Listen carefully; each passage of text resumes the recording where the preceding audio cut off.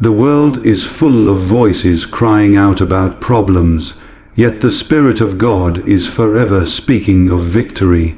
Men magnify their troubles until those troubles stand like mountains before them, immovable and threatening. But I tell you plainly that problems do not disappear by wrestling with them in the natural mind. They vanish when a higher consciousness takes hold of the soul. When a man becomes conscious of God, conscious of his nearness, his authority, his indwelling power, the problem that once shouted now grows silent, for it cannot survive in the presence of divine awareness. Darkness never argues with light, it simply yields. There is a consciousness that belongs to the earth, formed by fear, memory, and circumstance. It counts losses, rehearses failures, and predicts tomorrow by the disappointments of yesterday. But there is another consciousness, born of heaven, awakened by faith, and sustained by the Spirit of God. This consciousness does not ask how big the problem is, for it already knows how great God is. When this divine awareness fills a man, his language changes, his posture changes, and his inner world is reordered. He no longer says, "How will I survive this?" but declares, "This cannot stand in the presence of God within me." Most people live problem conscious. They wake thinking of what is wrong, they speak of what is lacking, and they pray from a place of desperation rather than dominion. But faith never begs, faith knows, faith does not strain, faith rests.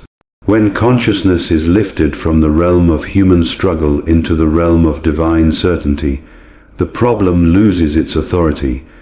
It may still appear for a moment, but it has already been judged, already defeated, already stripped of its power to rule the heart. The battle is not outside, it is within the awareness of the believer.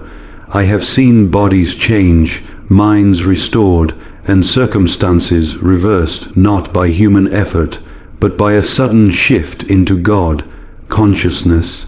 The moment a man realizes that God is not distant but present, not observing but indwelling, fear collapses like a house built on sand.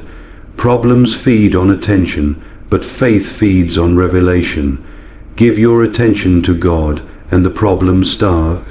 Give your consciousness to heaven, and earth must obey the higher order. This consciousness is not imagination. It is spiritual reality. It is the awareness that God is greater than symptoms, greater than debts, greater than broken relationships, greater than any force that tries to dominate the human soul.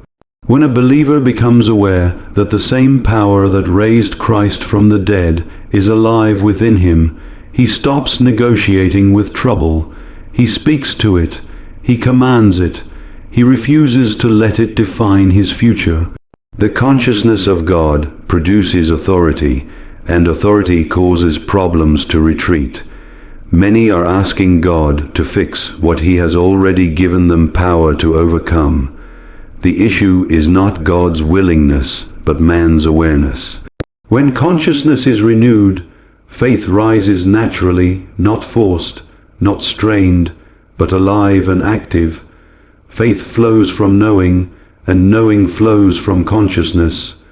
When you know God is with you, fear has nowhere to lodge. When you know God is for you, doubt loses its voice. When you know God is in you, impossibility becomes an empty word. I say to you, do not meditate on your problem, meditate on the presence of God.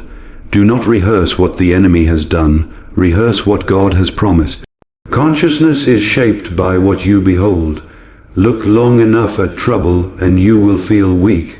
Look steadily at God and you will feel invincible, not by pride, but by divine assurance. This is the place where problems dissolve, not by noise, but by glory. A man who walks in God, consciousness, carries peace into chaos. He does not rush, he does not panic. His spirit is steady because it is anchored in eternity. Problems sense this steadiness and lose their grip, for they thrive on agitation and fear. When peace reigns within, confusion cannot rule without. This is not theory, it is the normal life of faith. God never intended his children to live at the mercy of circumstances, but in mastery through spiritual awareness. The consciousness of God awakens boldness. It causes a man to stand where he once bowed, to speak where he once trembled, to believe where he once doubted. In this consciousness, prayer becomes communion, not pleading. Words become declarations, not wishes. The soul aligns with heaven, and heaven responds through the believer. Problems are not chased away. They are overshadowed by a greater reality. I urge you to lift your inner gaze. Refuse to bow to what you feel, see, or hear. Let your consciousness be saturated with the truth that God is present, powerful, and purposeful in your life right now. As this awareness deepens, you will notice that what once consumed your thoughts no longer holds your attention. The problem fades not because it was small, but because God has become everything, and in that divine fullness, nothing contrary can survive. This divine consciousness does not arrive through effort of the flesh, but through surrender of the will. When a man ceases striving to control outcomes and yields his inner life to the rule of God, awareness sharpens and clarity breaks forth. The soul becomes still, not empty, but filled with expectancy, and in that sacred stillness the whisper of faith grows louder than the roar of circumstance. Problems lose their urgency when eternity begins to speak within the heart, for what is temporary cannot dominate a mind anchored in the eternal. There is a holy insistence that rises in the believer who walks in this consciousness. It is not arrogance, nor is it denial of reality, but a deep conviction that God's word stands higher than human experience. When sickness presents itself, consciousness answers with life. When lack approaches, consciousness answers with provision. When confusion attempts to settle, consciousness answers with wisdom. Each response is immediate, not rehearsed, because the mind has been trained to agree with heaven rather than negotiate with fear. Many stumble because they allow the senses to rule the soul. Sight reports loss, hearing reports bad news, feeling reports weakness, and the heart accepts the verdict. But God, consciousness, reverses this order. Faith speaks first, truth governs last, and the senses are brought into submission.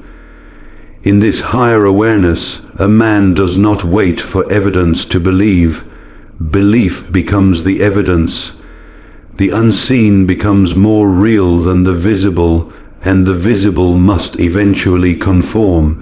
When consciousness is aligned with God, words carry weight. Speech is no longer casual. It is charged with conviction.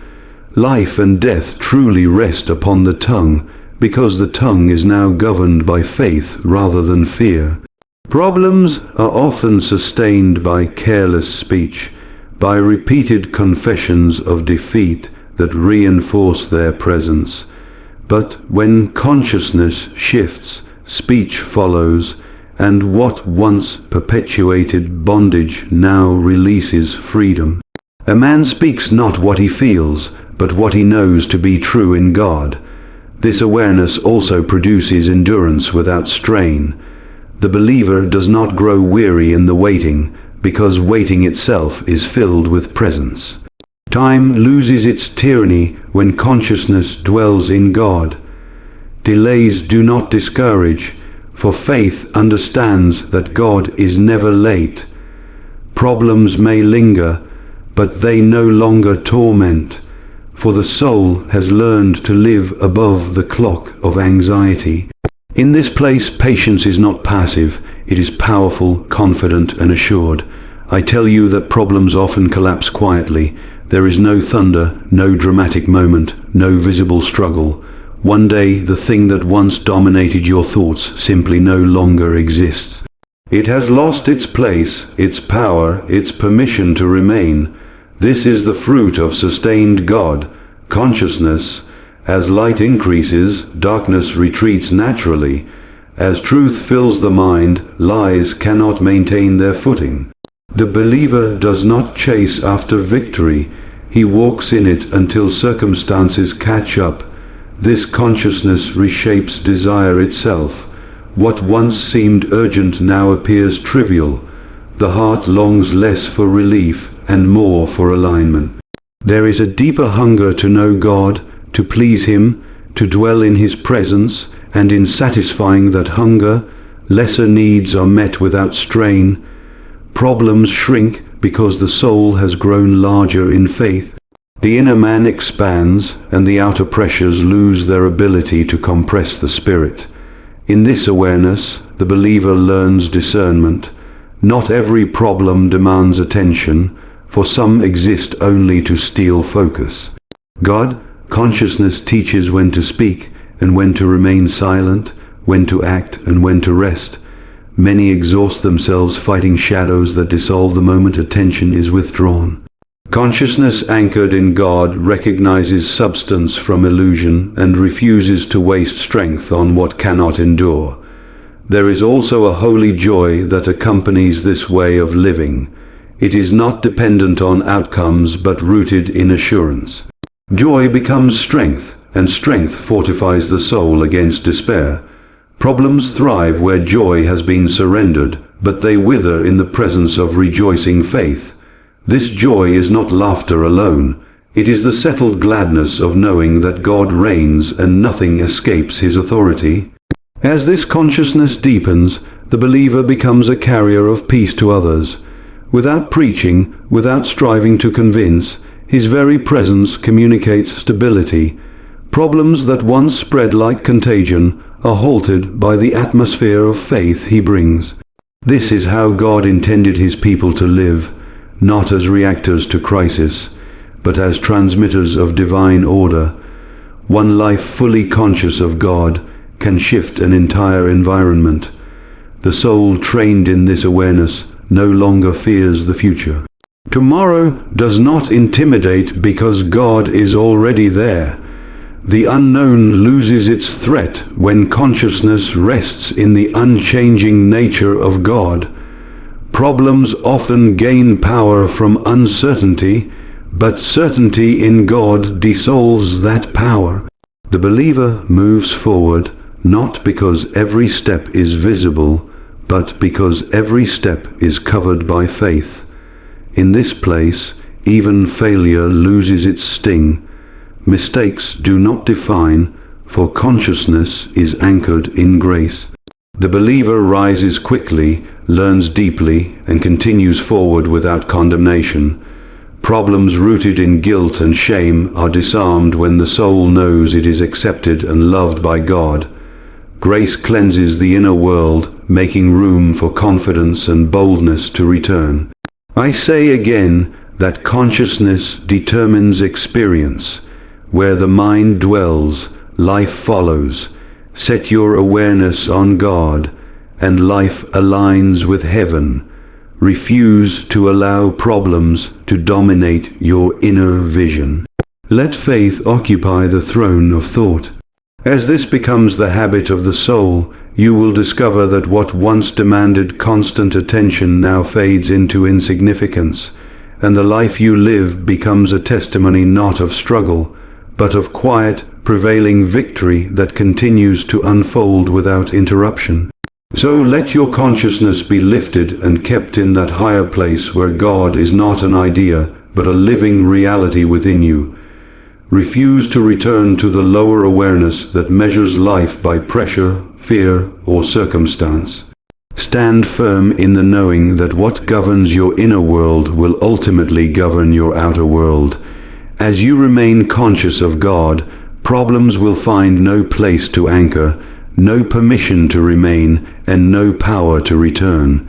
The life of faith is not lived by constant struggle, but by steady awareness, and in that awareness you will walk forward with calm authority, unshaken confidence, and a continual sense of victory that flows not from what has changed around you, but from what has been forever established within you.